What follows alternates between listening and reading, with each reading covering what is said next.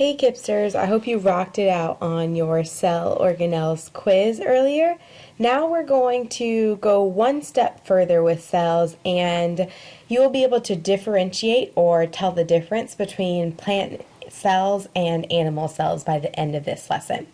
So as you can see here, I have a picture of a plant cell, which is this one, and on the right there's a picture of an animal cell. But how do we really tell the difference if we were looking under a microscope as a scientist and we were looking at an unknown slide that has cells on it? So here's how we figure it out.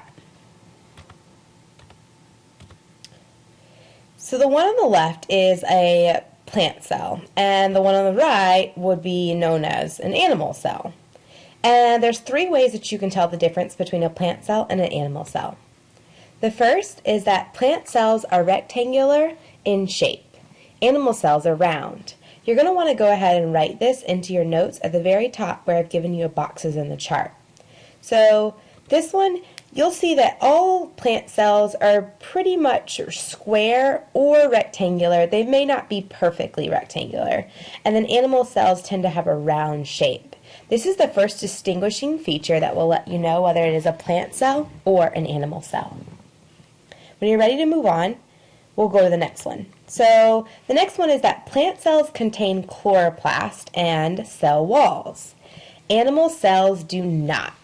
This is very important to note. So this little guy here that's sunbathing is chloroplast, and its job in the cell is to turn sunlight into energy that the plant can actually use. This is where photosynthesis takes place. Now you'll remember that photosynthesis is the process where plants turn sunlight into glucose. We as animals can't actually go through photosynthesis, so there's no need for us to have a chloroplast. The organelles that you see here are chloroplast, and they're only found in plant cells.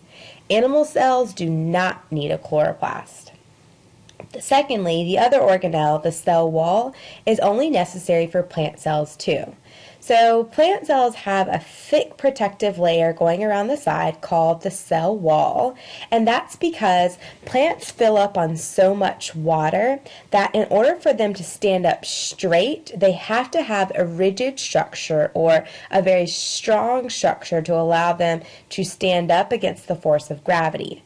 We as animals don't have to have that. So cell walls and chloroplast are only found in plant cells.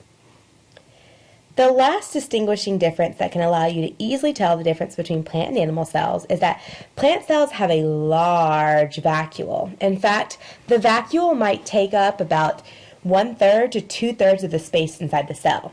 So when you look inside of this plant cell here, this whole thing is the vacuole.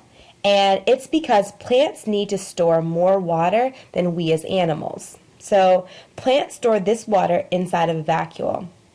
Inside the animal cell, you can see that the vacuole is much, much smaller. So plant cells have a large vacuole. Animal cells, because we don't need to store nearly as much water as plants, our vacuole is significantly smaller. Let's go ahead and take a look and test yourself on the next ones. Take a look at this one. Is it a plant cell or animal cell? And tell me why. If you guessed animal cell, you're absolutely correct. There's multiple reasons that you could have for why it's an animal cell. One, I can tell that it's round in shape. So if you put a round shape, you are absolutely correct. Also, you'll notice that there's no cell wall. So cell walls are only found in plant cells, and there's no cell wall. And there's no large vacuole. So because of these three things, I know that this one is in fact an animal cell. Let's try another.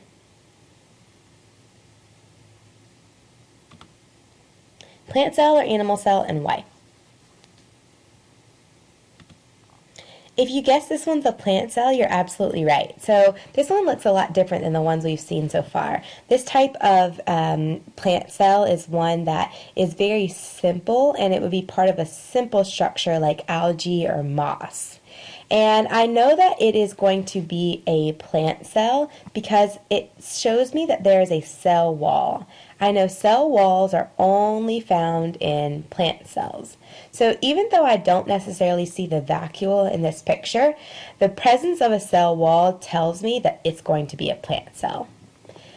Let's go ahead and begin to figure out what are some similarities between plant and animal cells. Look down in your paper where you see that there's a Venn diagram.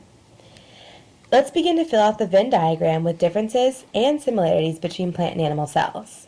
Well, one thing I already know from my notes is that plant cells have a large vacuole. So I'm going to write in here, large vacuole. And then for the animal cell, it has a vacuole, but it has a small one. So it has a small vacuole.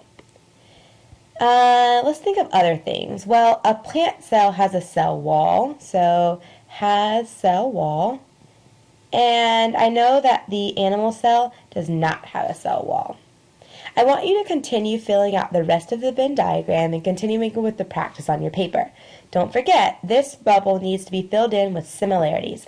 There are many, many things that plant cells and animal cells have in common. Raise your hand if you have any questions. Good luck.